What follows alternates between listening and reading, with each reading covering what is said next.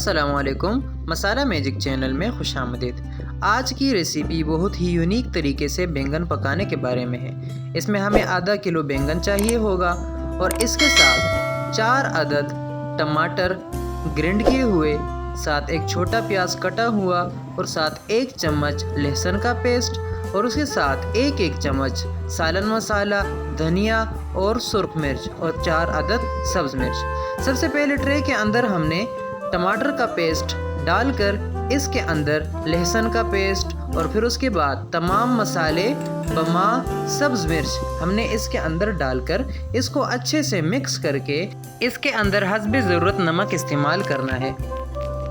इसको हमने सही से मिक्स करना है और इसका अच्छा सा पेस्ट बना लेना है। मिक्स करने के बाद जब पेस्ट तैयार हो जाए तो वैसे इसके अंदर हमने बैंगन डाल के उसको भी हमने अच्छे से मिक्स कर लेना है कि जितने भी मसाले हैं वो सब सही तरीके से बैंगन के साथ मिक्स हो जाए। और फिर इसको 10 मिनट तक हमने रख लेना है कि मसालों के सब जायके उसके अंदर चले जाएं और मिक्स हो जाए। फिर हमने बर्तन के अंदर सबसे पहले हमने घी डाल लेनी है और घी के अंदर हमने इसके बाद घी को गर्म करने के बाद इसके अंदर हमने प्याज भी डालकर उसको हमने डार्क ब्राउन होने तक पकाना है।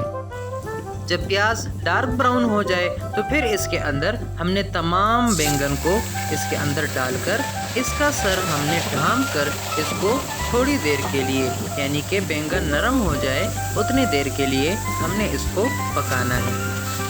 जब प्याज पक जाए उसके बाद हमने इसके अंदर बैंगन डाल के इसका सर ढाँप के इसको हमने पकाना है।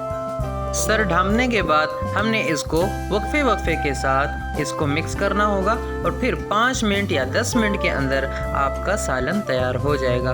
तो गर्मा गर्म रोटी के साथ गर्मा गर्म बैंगन का सालन एंजॉय करें। अगर आपने अभी तक हमारा YouTube चैनल सब्सक्राइब नहीं किया तो काइंडली हमारा चैनल सब्सक्राइब करें और बेल के आइकन को दबाएं कि आपको डेली रेसिपीज़ मिलती रहें। शुक्रिया, थैंक यू सो मच।